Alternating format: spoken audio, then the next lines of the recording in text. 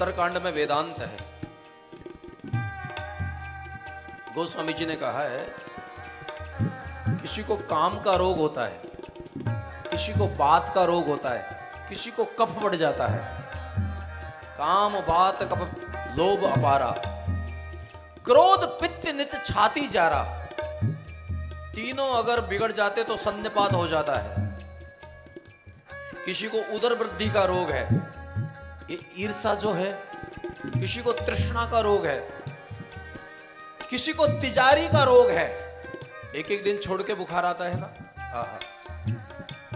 गोस्वामी जी ने अपने रामचरितमानस जैसे ग्रंथ में बहुत रोगों का चर्चा की है, बहुत रोगों के बारे में हमको परिचय दिया है। और बाबा गोस्वामी कहते हैं, भैया अगर किसी को एक रोग लग जाता है तो शरीर भी छूट सकता है। एक रोग बस नर मरही, ये असाध्य बहुव्याधि। आपको पता होना चाहिए, मन को जो रोग होते हैं उनको आधि कहते हैं, और शरीर को जो बीमारियां होती हैं उसको व्याधि कहते हैं। इसलिए किसी को आधि लगी है, किसी को व्याधि लगी है, और किसी को उपाधि लगी है।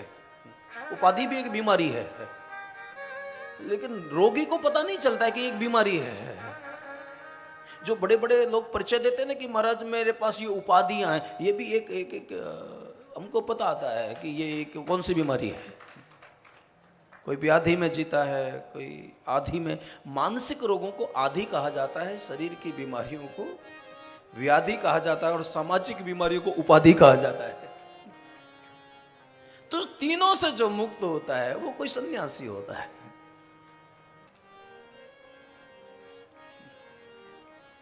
न काम की इच्छा है, न दाम की इच्छा है, न नाम की इच्छा है। और ये तीनों ऐसी चीजें कि जितनी मिलती हैं उतनी कम लगती है।